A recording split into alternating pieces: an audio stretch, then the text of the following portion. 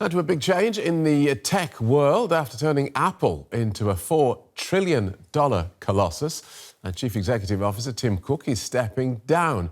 After 15 years at the helm of the Silicon Valley giant, the 65-year-old will be handing the top job to insider John Ternus, who's currently Senior Vice President of Hardware Engineering and overseeing what goes into the company's iPhones, iPads and Macs. Tim Cook described the job he was leaving as the greatest privilege of my life.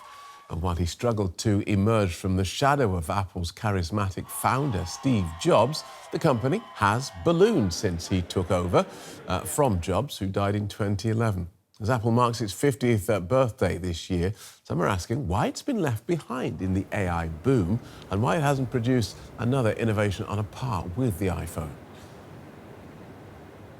Well, let's put those questions to Ina Fried, who's Chief Technology Correspondent with the news website Axios. Welcome, Ina. John Ternus replaces Tim Cook, but not completely, because Tim Cook stays on as chairman and remains in charge of relations with China and the White House. Why? Because he's built those relationships. It's arguably the toughest and most important job he does today. Apple has been incredibly successful at avoiding large tariffs on products like the iPhone. And I think that's an area where he's seen as having no peer, both at the company or, to be honest, with his compatriots. He's really managed to thread the needle with China and the US incredibly well at a time when other companies have really struggled and been caught in the crossfire. And tell us more about John Ternus. Is he going to be more Steve Jobs or more Tim Cook? A visionary or a businessman?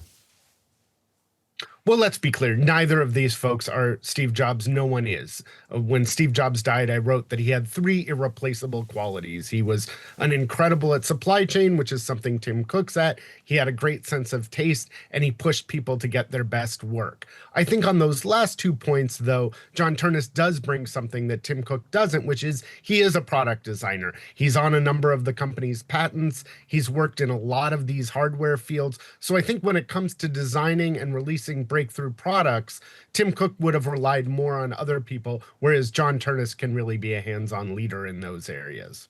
Because a big criticism of Tim Cook has been that Apple didn't have what you might call an iPhone big bang.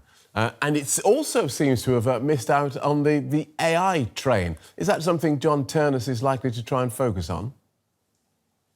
Yeah, I think both those are critical things that he will have to do, and both are big tasks. As you mentioned, Apple has not been leading in AI.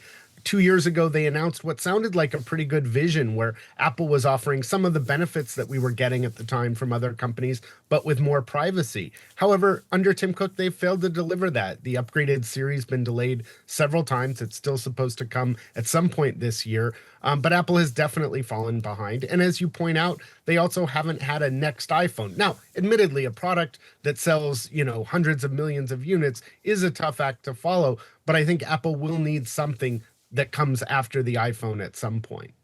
Talk us through some more of the challenges facing the incoming boss of one of the world's most valuable companies.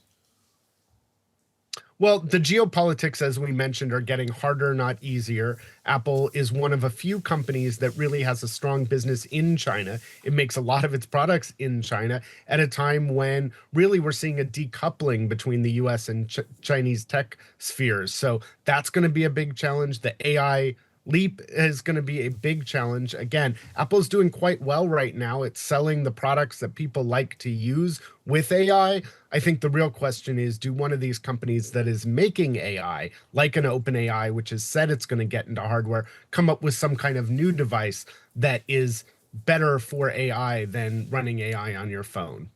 See, the thing about where Apple is now to where it was in the days of the iPhone and the iPod, then Apple was the scrappy outsider, the scrappy, innovative outsider, whereas it's now it's just this massive, super rich company. It used to be the outsider, now it's the man. Does that matter, or is it more about the money for Apple's board and Apple executives? Well, I think it matters that they have the best products to Apple's employees for sure. I'm sure there are investors who are mainly concerned with the economic returns, but like his predecessor, Tim Cook wasn't really about the money. It was really about creating great products, which is one of Apple's strengths. As you mentioned, it's not the scrappy underdog and hasn't been for years now. And I think that gets a little harder in terms of managing it. But that's an area I think Tim Cook did extremely well, of keeping the Apple playbook, even as the company went from outsider to dominant tech player. It still does things in much the same way, albeit at a much larger scale. All right, good talking to you. Thanks for that, Ina Fried from Axios. Thanks.